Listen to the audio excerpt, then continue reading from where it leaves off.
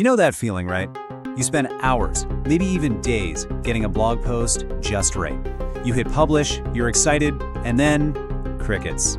It is one of the most frustrating things for any creator, making amazing content that just gets lost online. Well, we're going to talk about how to fix that. Yeah, if you feel like all your hard work is basically invisible, then you are definitely in the right place. We are about to pull back the curtain on one of the simplest, most effective signals you can send to search engines like Google to make sure they don't just see your content, but that they actually understand what it's all about. So here's our game plan. We'll start with the core SEO secret. Then we'll dive into what keyword density actually is. We'll find that 1 to 3% sweet spot. I'll show you how to use a tool to nail it. We'll cover some common mistakes. And finally, we'll talk about your next big SEO power-up. All right, let's get into it. You hear so much about these super complex SEO strategies, but honestly, the secret to getting better rankings usually starts with the basics. And one of the most fundamental basics is simply this: how often your main keyword shows up in your article. So what in the world is keyword density? Well, think of it like learning a new language. It's how you communicate directly with search engines. It's you basically shouting, "Hey Google, this page right here, it's about this topic." That way, it knows exactly who to show it to.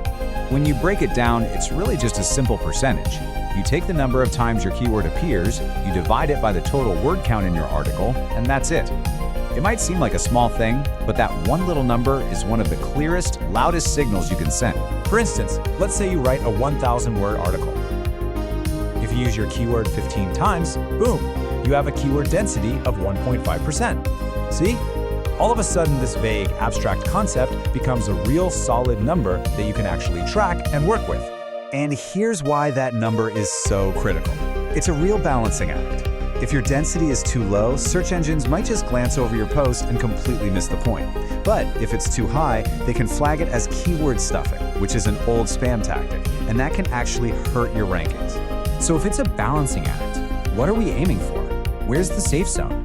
Well, luckily, there's a widely accepted range that gives us a really clear target to shoot for. And here it is, laid out plain and simple. You can see those danger zones. If you drop below 1%, you're not making enough noise. If you go above 3%, you're getting into that risky keyword stuffing territory. But that zone right there in the middle, between 1 and 3%, that's the goal. That's the sweet spot. But hang on, it gets a little more interesting. Just hitting that percentage isn't the whole picture. See, it's not just about how many times you use the keyword, it's about where you use it. Some spots on your page have way more impact than others. Think of your blog post as a piece of digital real estate. Your title? That's the giant sign out front. Your headings in the first paragraph? That's your storefront window. This is prime real estate. Putting your keyword in these spots is like a massive signal. And don't forget other places, like your meta description and image alt text. These are the first places search engines look to figure out what you're all about. Okay, I know what you're thinking. That sounds like a lot of stuff to count and track by hand. And you're right, it would be. But don't worry, you don't have to. This is where a checker tool comes in and makes the whole thing just incredibly simple. And the process could not be easier. You literally just paste your content in, click a button, and you instantly get all the numbers. From there, you can see exactly where you stand and figure out what tiny tweaks you need to make to hit that perfect sweet spot. And look at the difference it can make. Imagine you start out with a density of 0.5%, way too low. But just by weaving that keyword naturally into your intro and a couple of subheadings, you could jump right up to 1.8%, smack in the middle of the ideal range.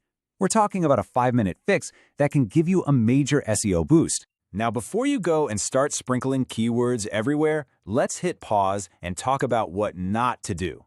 It's actually really easy to overdo it, and making some of these common mistakes can end up hurting you instead of helping. This right here is the crucial difference. On the left, you have smart SEO. You're writing for a person. You're using synonyms, related ideas. It feels natural. On the right, you have keyword stuffing. That's when you're writing for a machine, just repeating the exact same phrase over and over until it sounds robotic. One is helpful, the other is just annoying. Which brings us to the single most important rule in all of this. If you remember one thing, remember this. Never ever sacrifice a good sentence just for a keyword.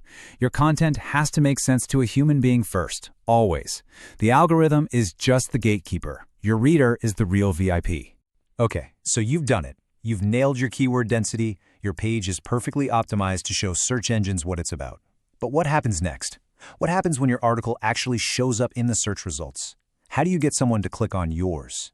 So let's just recap the big idea. The whole goal is to find that perfect harmony, right? That balance between what a search engine needs to understand your topic and what a human reader needs to actually enjoy it. When you get that right, everyone wins. And this is how you can power up your whole strategy. Think of it as a 1-2 punch. The keyword density checker, that gets you found. It gets you on the results page. But pairing it with a meta tag generator, that's what gets you the click. That second tool helps you write the perfect headline and description that makes people actually want to click on your result over all the others. So, I'll leave you with this one question to think about for your next piece of content. Ask yourself, are you writing for the robots, or are you writing for the readers who find you using the robots? Getting that priority right, that's the real key to creating content that doesn't just rank, but truly resonates.